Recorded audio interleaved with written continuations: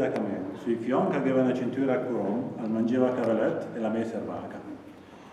Questo versetto è piaciuto particolarmente alla mia prof di letteratura, l'ha citato nella sua prefazione.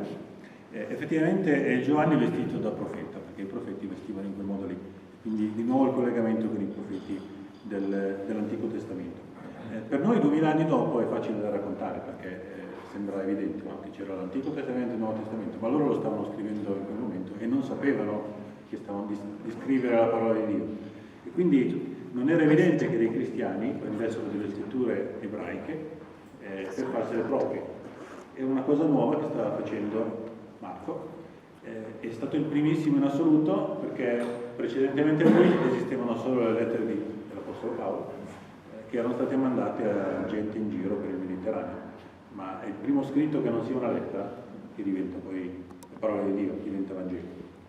È un'invenzione che non scritto il Vangelo che non esisteva, lo stava inventando lui.